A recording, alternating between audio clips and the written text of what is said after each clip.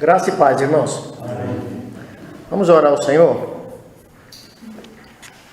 Pai Celestial, nós te rendemos graças por estarmos reunidos nesta noite como Igreja do Senhor Jesus Cristo aqui nesse lugar, para vermos, ouvirmos, pensarmos juntos a Tua Palavra, porque ela é fundamental para a nossa vida espiritual na terra, porque é por ela que nós vamos vivendo uma vida melhor, vamos crescendo e vendo o resultado da vida do Senhor na nossa vida. Ajude-nos a ouvir e ver a Tua Palavra neste momento, no nome do Senhor Jesus Cristo. Amém? Eu quero, Hebreus capítulo 11, versículo 1, é o texto que nós vamos ver hoje, tá? O texto de Hebreus 11:1 diz: ora, a fé é a certeza daquilo que esperamos e a prova das coisas que não vemos. Há uma outra tradução que diz que a fé é o firme fundamento. Alguém tem uma tradução assim? Leia, por favor. Essa aqui é diferente. Então leia. Ora, a fé é a certeza de que haveremos de receber. Isso, eu quero o que esperamos. Eu quero que e fale a prova sobre daquilo que não podemos ver. Eu quero do fundamento. A fé, uma tradução mais antiga diz que a fé é o firme fundamento. Hebreus capítulo 11. João Ferreira de Almeida, atualizado, diz que a fé é o firme fundamento. E eu gostaria de basear a nossa conversa nessa noite nessa ideia, o fundamento da fé.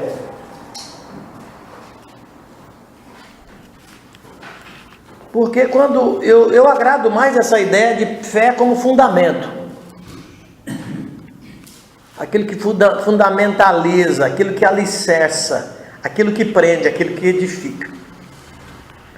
Porque toda edificação, antes de qualquer coisa, ela depende de um fundamento, de um alicerce.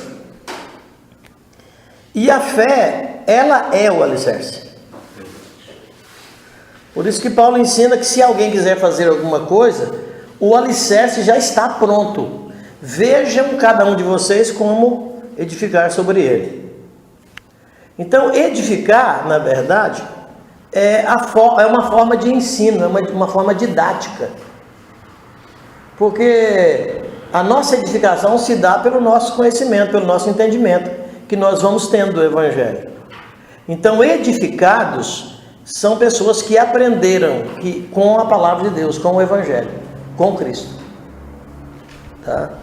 Então, esse texto de Hebreus 11, do ponto de vista do Almeida, na versão atualizada, diz que a fé é um firme fundamento. Só nisso que eu gostaria de iniciar para a gente começar falando. Então, a concepção da fé é pelo conhecimento em Romanos capítulo 10, versículo 17. Se alguém pudesse nos ajudar, no texto de Romanos, no capítulo 10, no verso 17, se eu estou... Note que a fé é pelo ouvir, e o ouvir pela palavra de Deus. Certo. Então, o que se concebe da fé é ouvir. Ouvir o quê? Ouvir o Evangelho. Ouvir Cristo, ouvir Deus. O Evangelho é Deus, o Evangelho é Cristo. João apresenta no primeiro capítulo Jesus como verbo, como aquele que fala. Então o Evangelho é a fala de Cristo, é o verbo. Então qualquer ideia de fé que se tenha sem o Evangelho é banal, é fútil, não é verdadeira. Porque há um bom tempo as pessoas julgam pessoas de fé baseado naquilo que elas veem dela, na humildade dela, na forma de vestir delas, na forma de expressar delas. Mas na verdade, humildade não está ligada a nenhuma ideia humana, uma ideia visual, né? Uma ideia daquilo que você pode ver. Não, humildade só se pode ter e ser humilde aquele que sabe as coisas e você olha para ele e parece que não sabe, mas quando você conversa com a pessoa você entende que ele está sabendo. Assim é a humildade que a fé produz. Por isso que Jesus, como alicerce e como fé, a própria fé, o escritor aos Hebreus diz que ele se humilhou. Ele se humilhou, ele teve uma vida humilde. Humilhou ao ponto de ir para a cruz, ao ponto de morrer numa cruz.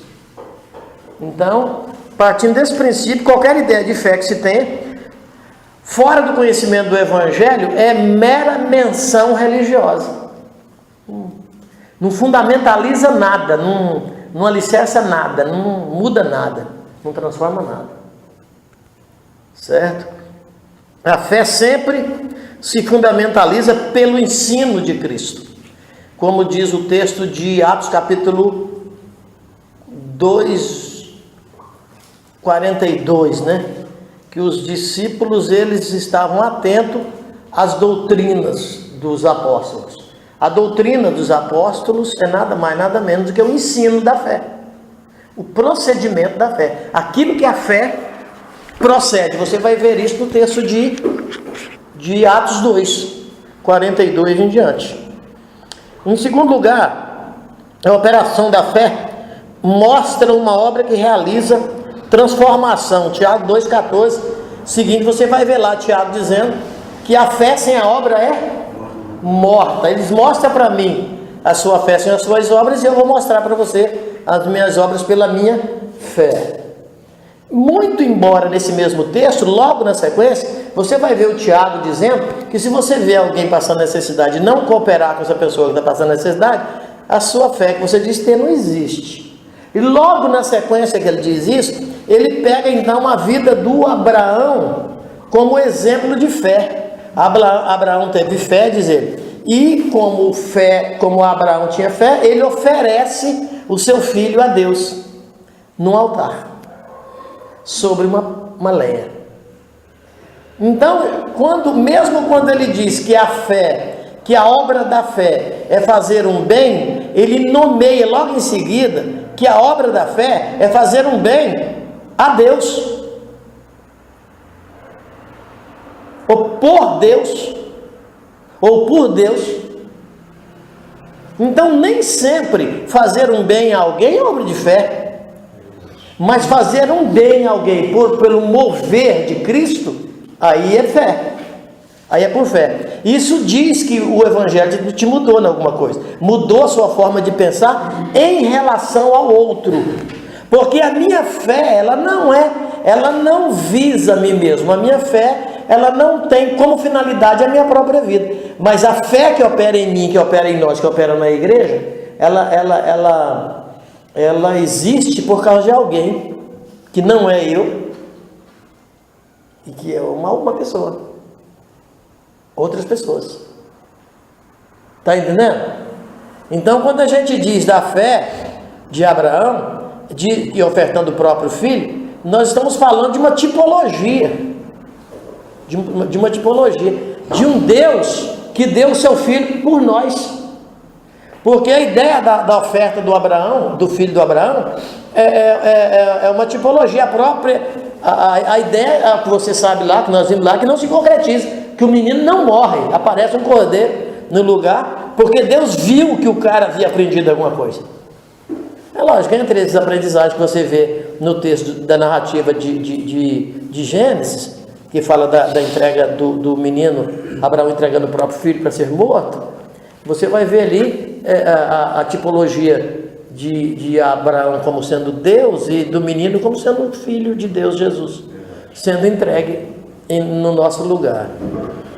E a prova da tipologia é que na hora do acontecimento o menino não morre, aparece um cordeiro amarrado lá naqueles cipós e eles pegam o animal e oferecem no lugar do menino, certo? Então, mais com uma ideia de tipologia, mas partindo do princípio de que alguma coisa tinha mudado na cabeça do Abraão em relação à fé, à vida de fé, porque o Abraão é o pai da fé. Por quê? Por que isso? Porque, muito embora o escritor mostre as obras como ajudar o necessitado, mas na sequência do texto temos o exemplo de Abraão na entrega do próprio filho. Mas antes de fazer qualquer bem a alguém, a obra da fé sempre será uma mudança de mente em relação aos outros. A obra da fé, a verdadeira obra da fé, sempre será uma mudança de mente em relação aos outros, e não em relação a você mesmo. Porque toda a operação da fé, ela não é egocêntrica. Não há nenhuma operação de fé egocêntrica. Deus não operaria em você e em mim o poder de doar alguma coisa, pensando em receber logo em seguida. Deus não faria isso. Então, porque toda consequência de dar é receber. Toda consequência de dar é receber. Porque você doou algo, pode ficar tranquilo. Alguém te fará isso. É como jogar o pão sobre as águas. Lembra?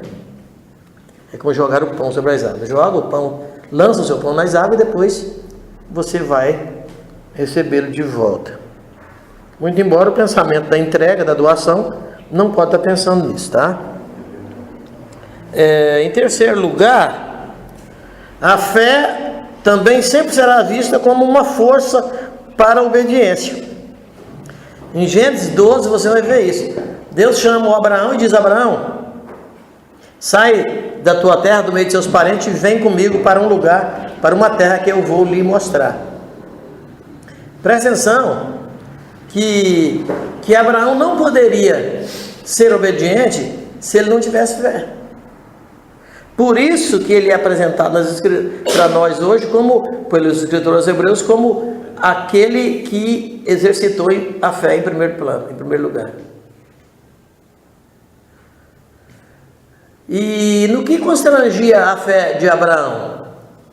A fé de Abraão era algo importante como força operadora de Deus, porque ninguém obtém obediência por conta própria. Todo poder de obediência tem que ser uma obediência por um poder que opera e que seja maior do que o nosso ego. O poder que domina a nossa vida. Como diz aquele texto de Efésios 1, 15 em diante. Um poder que subiu e assentou nas alturas, que assumiu um lugar, um trono na nossa própria vida e que dominou o nosso ser, e ele faz a gente ser obediente a isso. Então a força da fé nos fará obediente a toda proposta do Senhor em nossa mente. Porque obediência é aquilo que se propõe em primeiro lugar na sua mentalidade. Se você não pensou a respeito, nem como você obedecer isso. Está entendendo? Pode que alguma coisa te desperte para isso. Mas enquanto você não é despertado para esse exercício, você não vai exercitar nada disso. Não haverá nada que se possa fazer. Por isso que o poder de Deus, como o Evangelho como Paulo afirma, o Evangelho é o poder de Deus, porque ele, como poder da própria fé, é que opera em nós essas coisas. Ele vai nos abrangindo, tomando todo o nosso espaço, o espaço do nosso ser, e vai dominando todo o nosso ser, e aí vai facilitando a nossa obediência. Mas porque a nossa vida não está presa ao nosso próprio sentimento nem à nossa própria vontade, mas a vontade daquele que nos chamou. Então a força da fé nos fará obediente a toda proposta do Senhor em nossa mente. O que fez a vida de Abraão dar certo não foi as riquezas, as conquistas, e sim a capacidade de entender que aquele que o chamou é melhor do que tudo que ele, o Abraão, havia conquistado. Quer dizer que essas duas coisas têm que andar sempre junto. A fé e a obediência. Ninguém pode ter fé se não obedecer. Ninguém pode dizer que tem fé se não é obediente. Entendeu? A fé, a obediência, nós podemos chamar de a obra da fé. Isso. A obra da fé que o Tiago quer ensinar, está ensinando, seria então essa obediência. E essa obediência é que operou a vida de Abraão, que fez Abraão ser isso. Porque se você prestar bastante atenção, se fé fosse algo relacionado ao sucesso, por que Abraão teria que ouvir Deus e sair do meio da sua terra, do meio de seus parentes? Ele já era um homem de sucesso. Abraão já era um homem de sucesso. Era ou não era? Tinha muitos animais, tinha uma imensidão de funcionários. Ele tinha tantos homens, irmãos, que dava para brigar. Ele brigou, ele entrou numa guerra lá, contra os reis lá, com os empregados dele. Você lembra disso? Então o cara tinha muita gente com ele. Então o cara era um homem de sucesso. Podia-se dizer que como homem ele era uma nação. Vou resgatar o homem. E isso quando ele vai resgatar o Ló e aqueles outros reis da mão daquele camarada lá que estava levando o pessoal lá cativo, preso. Ele, além de libertar as pessoas, ele ainda tomou toda de volta a riqueza dos reis que estavam na mão daquele salteador e devolveu tudo para eles. E como se não bastasse, ele entrega o dízimo ao Melquisedeque. Ao Melquisedeque é o rei de Salém, que não tem genealogia, ninguém sabe quem é aquele cara. E o Abraão, pela fé, ele dizima para o cara. Então, nós podemos dizer que Abraão, ele teve fé porque obedeceu. Não, ele obedeceu porque tinha fé, passou a reinar a fé nele. A fé é um poder, a fé é um alicerce. A fé é Cristo, a fé é Jesus. Quando a Bíblia diz em Hebreus, na revista de Almeida, atualizada, que a fé é um fundamento, está falando que a fé é Cristo, a fé é Jesus. Quem é o nosso fundamento? Onde nós estamos plantados? Em Jesus. Abraão faz isso porque ele está na fé, ele está plantado nela, ele está plantado em Jesus. Muito embora fora do tempo da manifestação, mas pode-se dizer que ele estava em Jesus, porque Abraão viveu 400 anos, quase 430 anos antes da lei. Ele viveu no tempo da fé, porque a fé não é coisa de agora, a fé é eterna, a fé é Jesus, ele é eterno, ele é antes e depois de todas as coisas. Se existe depois de todas as coisas, ele será ainda, ele existirá ainda depois de tudo. É a fé. A fé é isso. Jesus é a fé. Verdade. Certo, mano? Então, o que fez Abraão, então, a vida de Abraão dar certo? Não foi as riquezas que ele tinha levado, porque a vida dele já estava certa nesse aspecto. O que fez Abraão dar certo, o certo aqui não é na vida, é com Deus. A fé não é simplesmente para fazer você dar certo na vida, porque tem um monte de gente dando certo na vida sem Deus. Tem um monte de gente muito mais rico, muito mais dinheiro do que você, do que todo mundo junto. Certo? E no entanto eles não têm fé. Então a fé não é para você ter riquezas deste mundo. A fé é para você ter riquezas de Deus. E rico não é o cara que tem muita coisa. Rico é o cara que tem Jesus. Amém? Porque o Abraão tinha muita coisa, mas não tinha fé. Ele ouviu e creu. E porque ele creu, imputaram nele um valor de justiça. Nós, quando passamos a crer no Senhor Jesus, foi imputado em nós um valor de justiça. Por quê? A fé não é um passe de mágica. Não, a fé não é um passe de mágica. E sim, um dom de Deus. Em 1 Coríntios 12, 9, você vai ver isso lá. Nas relações dos dons lá de Coríntios, você vai ver que aparece a fé lá. O dom da fé. E quem é o dom da fé? E a Bíblia diz que todos aqueles dons, aqueles dons ali nomeados ali no texto, é dado pelo Espírito. Pelo Espírito. Isso vale dizer que quando o Espírito Santo, como penhor na sua vida, na minha vida, entrou em nós passamos a ter fé. Como penhor de valor, isto é, o valor que está empenhado em você vai te fazer você ser outra coisa. Você não é porque você quer ser, você é porque foi te colocado um valor para ser. Você foi valorizado nisso. Então a fé é um dom. A capacidade de crer é uma dádiva do Espírito Santo. E o exercício da fé, uma manifestação do Cristo vivo. Então, quando se doou para você a fé, pelo Espírito Santo que nos foi dado, todo o exercício da nossa fé, todo o exercício da nossa vida, é um procedimento da vida de Cristo em nós. Então é um procedimento da fé, é um procedimento de Cristo. Diz Paulo aos Colossenses, que quando Cristo, que é a vossa vida, se manifestar, vocês se manifestarão com Ele. O que Paulo está dizendo? Paulo está dizendo que toda vez que Cristo estiver realizando alguma obra em alguém, Ele só poderá fazê-lo através da sua vida, dentro da sua vida. E quem é que as pessoas vão ver realizando? Você. Então Paulo diz que todas as vezes que Ele se manifestar, você se manifestará junto. Isso é fé.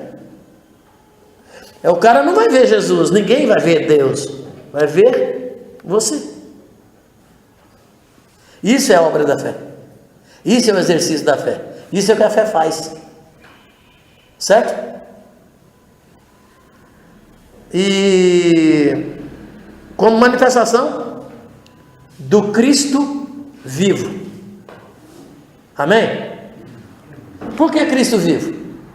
Porque Cristo está vivo. Por que Cristo está vivo? Porque Ele está na sua igreja, Ele está no seu povo, Ele habita no meio, na mente, no centro nervoso do seu povo. Ele habita no meio, no seu centro, de onde parte todas as coisas que Ele quer realizar. Por isso que a igreja é o ambiente da glória, que se manifesta em razão de existir um trono. O Senhor está sentado no trono da sua vida, e Ele é Senhor nela, Ele é a sua fé. E finalmente, quem mais tem fé é aquele que obedece mais e não questiona as ordens advindas do poder da fé, que é Cristo encarnado na igreja. Todas as vezes que você, antes de proceder uma obediência da fé, você questionar, você está questionando aquele que está encarnado em você. Você, eu, nós somos uma encarnação do Verbo vivo. Nós somos uma encarnação do Evangelho. Nós somos uma encarnação do Espírito de Cristo. As pessoas veem você, mas na verdade elas não veem quem é que está dominando o seu ser. Você não é o que aparenta ser. Você é aquilo que o Espírito de Cristo te faz ser. Amém?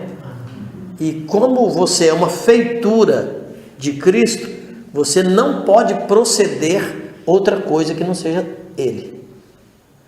Todas as vezes que nós temos um procedimento que não manifesta o Cristo vivo, essa manifestação é do ego, do nosso egocentrismo. E se manifestamos mais o nosso egocentrismo e menos Cristo, isso diz que nós ainda estamos no domínio e Cristo não está dominando em nós. Mas todas as vezes que as manifestações na sua vida sejam as maiores manifestações, o número maior delas seja do Cristo vivo encarnado em você, isso diz que Ele está no domínio da sua vida. E não é você que está no domínio. Não é razoável pensar que você nunca vai errar, mas é razoável pensar que você vai acertar mais do que vai errar. Amém? Porque aquele que habita em você acerta mais do que você. Nós erramos sempre, ou por um deslize, enquanto que o poder de Deus faz-nos acertar sempre. E finalmente eu gostaria de deixar essa palavra com vocês para o vosso deleite espiritual, para que a vossa vida em Cristo seja mais consciente do que tem sido. Amém? Amém, irmãos? E nessa expressão da fé, nós podemos manifestar ainda aquilo que Cristo é e nunca o que nós fomos. Porque a nossa vida é passada. Paulo diz que eu não vive, Cristo vive. Se a vida que agora eu estou vivendo é pela fé, então eu não vivo por mim. Ele vive para mim, em mim. Amém? Vamos ficar de pé e vamos orar ao Senhor. Muito obrigado porque vocês tiveram coragem de vir ouvir essa palavra de Deus. Deus os abençoe.